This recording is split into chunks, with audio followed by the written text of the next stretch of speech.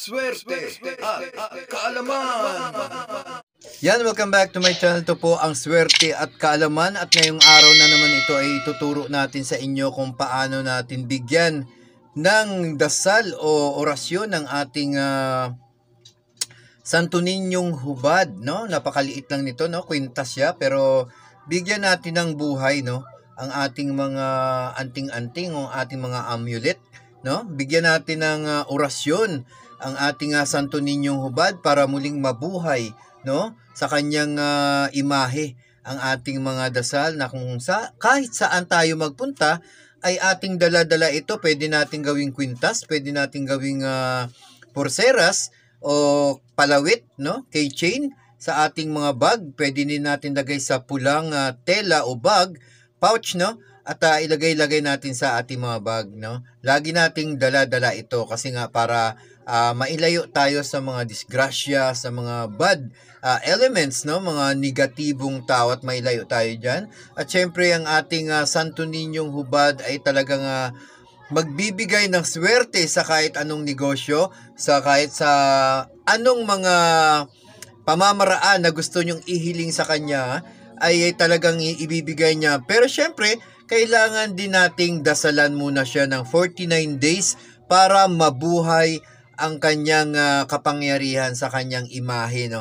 At syempre, hindi lang yan dahil bibigyan ko kayo ng mga babasahin tungkol sa kanyang pampaswerte, no?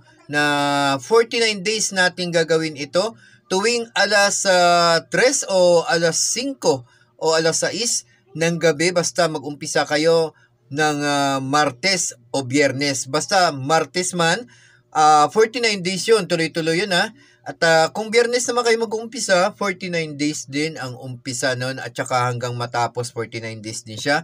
At kailangan nating magdasal, no? Ng 4 na klase ng dasal. Siyempre yung mga makapangyarihan nating mga dasal. Tayo mga Katoliko ay talagang kung madasalin tayo, gagawin natin to ng 49 days para mabigyan ng buhay ang ating mga imayo, mga amulet o anting-anting natin, ano, tulad ng ating Santo Niñong hubad. Ito na po, bibigay ko na sa inyo ang 4 na dasal na napakahalaga, at saka na natin ibigay sa inyo ang pagkatapos natin magdasal, ang orasyon ng ating Santo Niñong hubad. Yan. Ito na po, ipapakita ko lang sa inyo. Kailangan lang, meron kayong, ito may babasahin dito, 4 ito, no? Santo Niñong hubad, ama namin, isang ama namin, no? Magbasa tayo niyan, no? Babasahin, marami naman dito meron ako diyan nakalagay sa ating YouTube dito. Meron tayong dasal diyan, pwede niyo gamitin 'yan.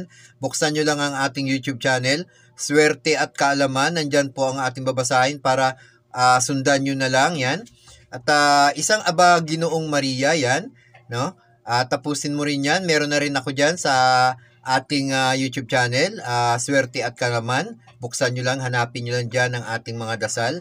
At sumasampalataya, isang sumasampalataya po. Sunod-sunod po yan, ano?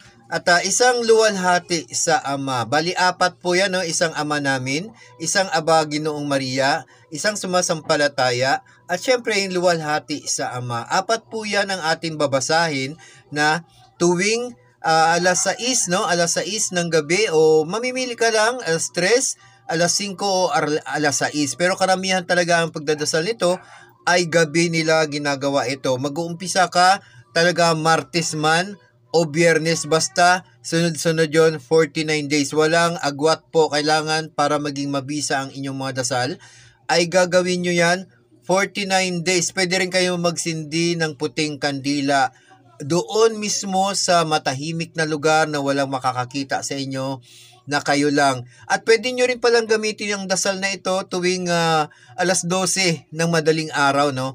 Kung may time kayo alas 12 ng madaling araw, kasi tahimik na yan, mas maganda magdasal ng tahimik, no? Pwede rin sa alas 12, basta Martes o Biyernes, no? At ang pagdadasal natin ito, kailangan talaga isa puso natin, at kailangan talaga kung gusto mo talagang may pagbabago ang inyong ginagawa sa inyong pamumuhay, ay kailangan talaga meron kang sapat na kakayahan. Ang ibig sabihin doon, magbago ka, no? yung lahat ng mga ginagawa mo noon ay iwawaglit mo na yon. Lahat ng mga kaugaliang masasama ay talagang iwawaglit mo na yon.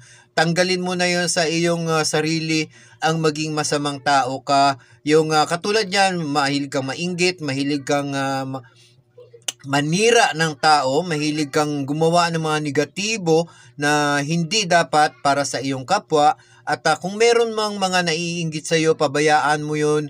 Wag mong papatulan, kumbaga. Gawin mo lang ang nararapat na ikabubuti sa iyong buhay, kasi para kung ito ay lahat na yan ay nagawa mo na yan, para kang sinunod mo na yon. Parang sinunod mo na yon ang kautusan ng Panginoon na kailangan iwaglit mo na yung mga masasamang ugali at mga masasamang gawain, na para ikaw talaga ay magiging maswerte sa buhay. At talagang kung sundin mo ito, unti-unti mo nang ipapractice, no?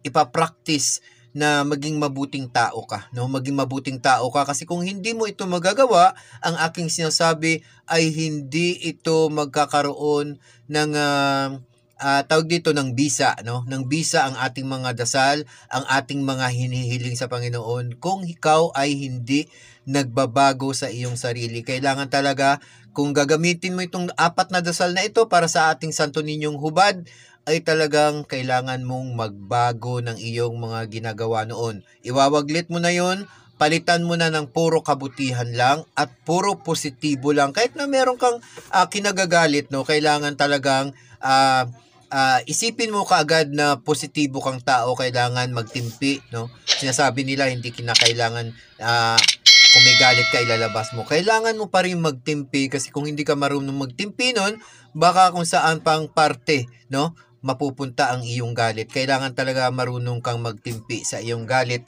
para ang lahat ng mga dasal na ito ay sumunod, at kung anong hinihiling mo ay talagang ibibigay sa iyo, no? At syempre, bago matapos itong 4 na ito, meron kang isusunod dito na dasal ng orasyon, no? Babasahin ko na, no? Ismiel, Ihey, Ok, Wudok, Akam, Ikam, Misit, Salva, Laray, Gabal, Adok, Iox, Pendintis, Di, Iliptibus, Korom, Omisyon, Baday, Maria, Jose, Jesus, no?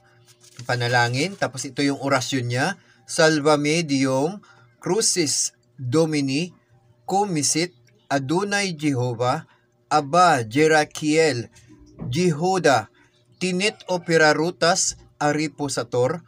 Tapos magre-request ka kung anong hihiling mo, no? Kung anong hihiling mo pagkatapos mong isambitin itong orasyon na ito, ay magre-request ka ng taimtim dun lang sa puso mo, sa isip mo lang, isipin mo kung anong hinihiling mo, no? Syempre, hindi naman kaagad-agad ibibigay sa iyo ang iyong mga hiling.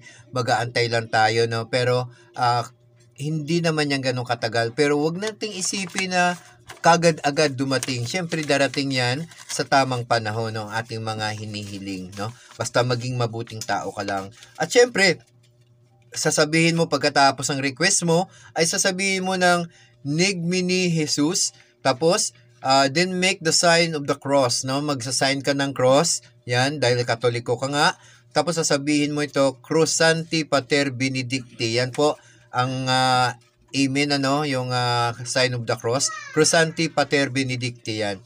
Tapos sasabihin ko, ito babasahin ko to, ang Santo Ninyong Hubad ay pampaamo sa tao, kaya mabisang pampaswerte sa negosyo, kabuhayan, trabaho at sa love life. Pampaamo din ito sa mga taong naiinggit o may galit sa iyo. Ito yan, maganda, di ba?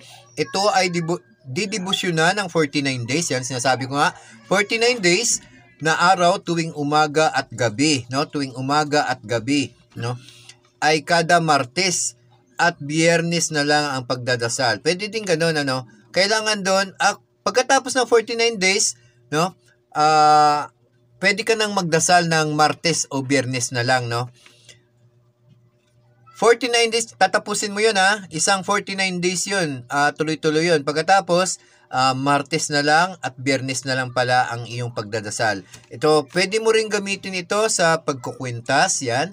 Pwede mo rin gamitin sa keychain, pwede mo rin ilagay sa altar, pwede rin ilagay sa may tindahan, pwede rin ilagay sa pulang tela, saka ilagay sa bag. Basta lagi lang po siyang dala-dala. Ako kasi ang ginamit ko, ang ginawa ko, kasi meron naman siyang tali din kasi, no? Yung ating Santo Niñong hubad, no?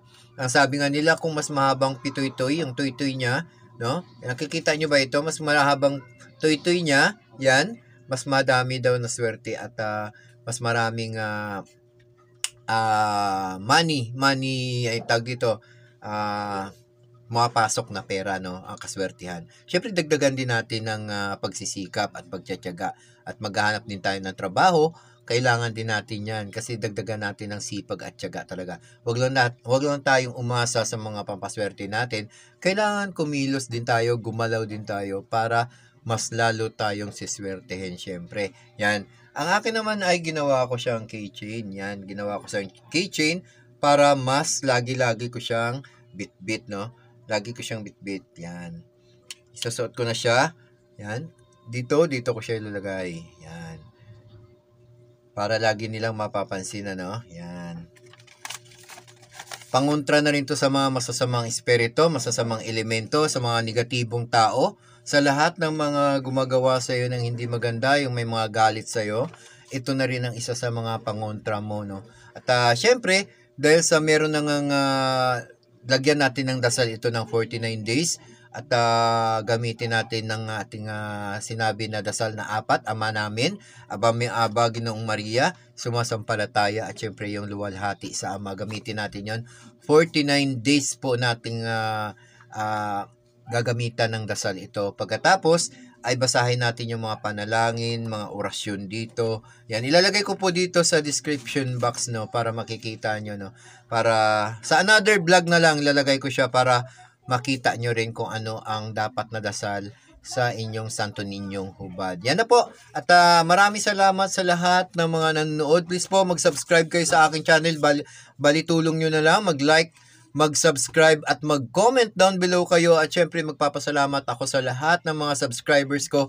Luzon, Visayas, Mindanao, ang mga subscribers natin dyan. Mga kaibigan natin dyan sa ibang bansa, mga OFWs natin dyan. Nagpapasalamat ako hanggang ngayon. Nandyan pa rin kayo.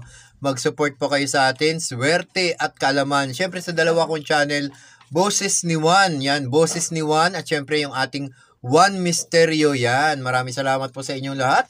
Ilalagay ko na lang po ito sa ibang vlog, yung ating mga dasal dito. At syempre yung ating mga orasyon. Kaya maraming salamat sa inyong lahat sa pagtangkilik ng swerte at kaalaman. Ito na po ang pagkakataon na magkaroon po tayo ng swerte. Gumalaw din tayo at syempre tulungan natin ang ating mga sarili at magbagong na po tayo sa ating mga ginagawang mga negatibo. Yan po, maraming salamat sa inyong lahat. Please po, do like and subscribe and comment down below sa aking YouTube channel, Swerte at Kaalaman. Maraming salamat po sa inyong lahat. God bless at mag-ingat po tayong lahat. Bye!